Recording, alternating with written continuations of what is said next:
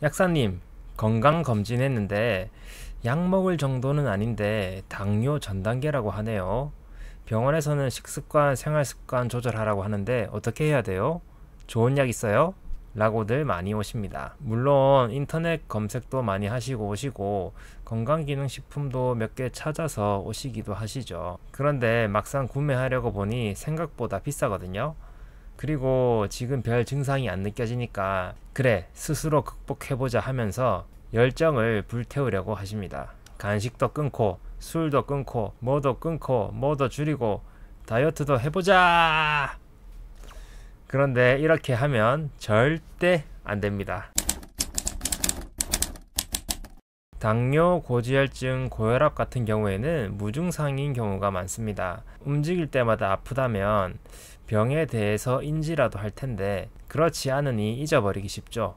저희 약국의 어떤 손님은 당뇨약을 조제해 달라고 맡겨놓고는 3일 뒤에 나타나는 경우도 있으셨습니다. 약 먹는 걸 잊어버리신 거죠. 그래서 당뇨도 아니고 그냥 당뇨 전 단계인데 전 단계를 탈출해 보고자 갑자기 열정을 불태운다면 그 열정이 금방 식기 쉽습니다. 이런 질환들이 대부분 무증상이라고는 하지만 당뇨가 시작될 것 같다는, 아니면 범위를 좀 크게 넓혀서 혈관 건강이 좋아지지 않고 있다는 전조 증상 같은 것들이 있어요. 모든 사람들에게 다 적용이 되는 부분은 아니지만 혹시 이런 증상이 나타난다면 조심하는 것이 좋기 때문에 어떤 증상들이 있는지 이번 영상을 통해서 한번 알아보고요. 그리고 과연 당뇨 전 단계 관리를 어떻게 하면 좋을지에 대해서도 한번 살펴보겠습니다. 당뇨 전 단계라고 검사 결과가 나오면 대부분의 사람들이 시리에 빠집니다. 내가 잘못 살았나? 뭐 특별하게 잘못한 것도 없는데 내게 왜 이런 시련을?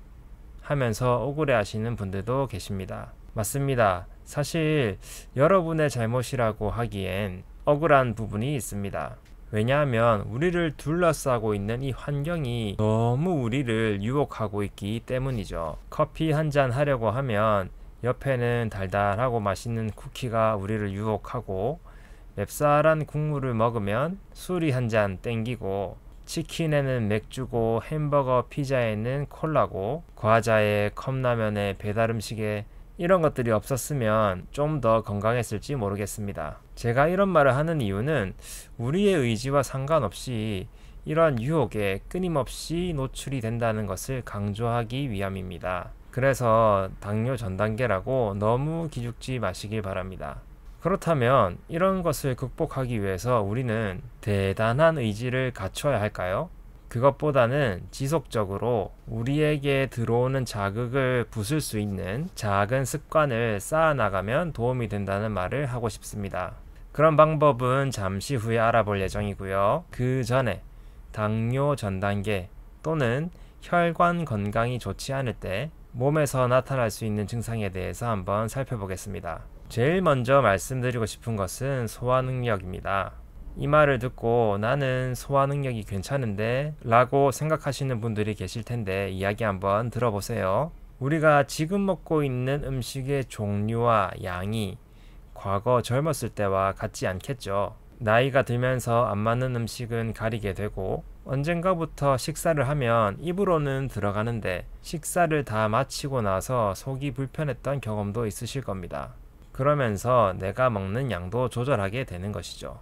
이러한 것들이 나이가 들면서 소화 능력이 떨어지고 있다는 것을 보여주는 겁니다. 실제로 지금 내가 먹고 있는 이런 식단들이나 음식들은 내가 고르고 그리고 나에게 맞춰진 음식이라서 소화하는데 큰 무리가 없겠지만, 정말로 소화력이 좋은 사람들이 먹는 음식의 종류와 양과는 비할 수가 없겠죠. 그런데 이런 소화 능력이 당뇨가 시작할락 말라 하는 단계에서도 떨어지기 쉽습니다. 혈당 조절에 문제가 생기면서 위장을 움직이게 하는 자율신경계에 손상을 일으키거나 인슐린 저항성과 관련된 염증 반응이 소화기 기능에 영향을 미칠 수 있기 때문입니다. 그러니 나의 소화 능력을 잘 관찰하셨다가 어느 순간 불편함이 느껴진다면 관리를 시작해야 될 때입니다. 두 번째는 피부 상태입니다. 피부색이 칙칙해지기 시작하고 심해지면 캐러멜색처럼 나타나기도 합니다. 그리고 쥐젖이라든지 모공 각화증과 같은 증상도 나타나고요. 간혹 피부가 너무 번들거리는 분들도 계십니다. 그리고 이유 없는 피부병으로 너무 가려하시는 분들도 계시고요. 세 번째는 대변 상태입니다. 대변이 찐득해지기 쉬워요. 부드럽게 쑥 하고 나온다기보다는 뚝뚝 끊어져 나오는 경우도 많고 질퍽질퍽한 경우도 있습니다. 대변뿐만 아니라 입속의 침도 마찬가지로 끈적이는 경우도 있어요. 자, 네 번째는 탈모. 유전적으로 물려받는 그런 탈모 말고 전반적으로 모발이 가늘어진다든지 머리숱이 적어 보이는 그런 탈모를 말하는데요. 이러한 현상이 진행되는 것도 당뇨와 밀접한 관련이 있습니다. 다섯 번째, 저림 증상.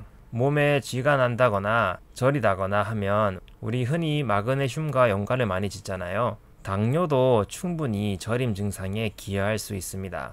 평상시보다 저림이 자주 발생하고 앞에서 말했던 증상들이 나타난다면 당뇨 관리에 신경 써야 할 신호일 수도 있습니다. 자, 어떤 증상이 있을 때 우리가 주의해야 될지 알았으니 이제 어떻게 하면 당뇨 전 단계 관리를 할지 한번 살펴볼게요. 방법은 크게 두 가지로 나뉘는데 먹는 것과 움직이는 것을 조절하는 법입니다. 앞에서 말했듯이 엄청난 의지를 가지고 실천하는 방법이 아니라 작은 습관에서 시작하는 방법이니 여러분 모두 쉽게 따라할 수 있으실 겁니다. 먹는 것 조절하기 첫 번째, 뭘 사지 말 것, 당뇨 전 단계 관리에 좋은 것, 당뇨에 좋은 음식 또는 영양제 이렇게 검색해보면 많이 나오잖아요. 그런 거 일단 사지 마세요. 지금부터 관리를 본격적으로 해보자고 해서 열정이 확 올라온 상태에서는 이것도 필요한 것 같고 저것도 필요한 것 같고 해서 막 사잖아요. 일단 효과는 둘째 치고 그런 거 사놓으면 꾸준히 안 챙겨 먹습니다. 앞에서도 말했지만 당뇨 전 단계가 아닌 이미 당뇨이신 분들도 자기가 먹어야 될 처방약을 잊는 경우가 많습니다. 그러니 증상도 없고 그 심각성도 덜 느끼는 당뇨 전 단계는 말할 것도 없겠죠. 몸에 좋은 것만 사놓는다고 이 병이 낫는 것이 아닙니다. 단지 기분만 좋아질 뿐입니다. 먹는 것 조절하기 두 번째, 지금 먹는 것에서 조금씩 바꿔볼 것. 이것이 가장 현실적인 방법이고 지속 가능한 방법입니다. 일단 나의 상태를 정확하게 체크하고 얼마만큼 먹는지, 그리고 내가 음식을 어느 시간대에 먹는지 이런 것들을 잘 체크하고 거기서 조금의 변화를 주는 겁니다. 갑자기 먹던 야식을 끊겠다? 그렇게 하면 우리 몸이 거부합니다. 만약 하루 성공했다고 해도 그것을 꾸준하게 지속적으로 끌고 가기가 매우 힘듭니다. 그러면 어떻게 하면 될까요? 바로 한 숟가락 덜어내기입니다. 내가 원래 먹던 양에서 한 숟가락만 덜어내고 먹는 방법입니다. 여기에 성공하면 다음 날은 두 숟가락, 그 다음 날은 세 숟가락 이렇게 점점 늘려갈 수 있고요. 내가 목표한 양에 다다르면 그거를 정해놓고 그것으로 꾸준히 유지해 나가시면 되겠습니다. 이것이 별것 아닌 것 같지만 이 작은 성취가 주는 이 성취감이 엄청나거든요. 그리고 이 성취감은 시간이 지나면서 눈덩이처럼 불어납니다. 그리고 그것이 아주 큰 효과를 나타내죠. 해보기 전엔 모르는 사실입니다. 만약 간식을 끊고 싶다면 처음에는 간식을 한 입 정도 남기는 겁니다. 그리고 내가 간식을 늦은 시간에 먹었다면 조금 먹는 시간을 이른 시간으로 옮겨보기도 하고요. 그리고 간식에 먹는 종류를 조금씩 바꿔보는 겁니다. 뭐 과자, 비스킷, 빵 이런 걸 먹었다면 오이, 토마토, 삶은 달걀, 고구마 이런 것으로 천천히 바꿔보는 거죠. 가장 중요한 것은 여러분이 변경하고 싶어하는 이 식습관을 아주 조금씩 오랜 시간을 들여서 천천히 바꿔나가는 겁니다. 그리고 그것을 꾸준히 지속하는 겁니다. 먹는 것에 대해 알아보았으니 이제 움직이는 것에 대해서도 한번 알아볼게요. 움직이는 것을 조절하는 것 중에 하나는 바로 뛰지 말 것. 요새 러닝 유행한다고 운동한답시고 냅다 뛰지 마세요. 대부분 경우 이런 상황이 있으신 분들은 운동을 평상시에 안 했던 분들이 많은데 운동을 안 하다가 갑자기 뛰면은 다칩니다. 이 말을 바꿔 말하면 처음부터 너무 무리한 목표를 잡지 말라는 겁니다. 평상시 안 걷던 사람이 갑자기 1시간씩 걷기를 시작한다든지 2-3시간의 등산을 추가한다든지 이렇게 하면 바로 다음날 뻗습니다.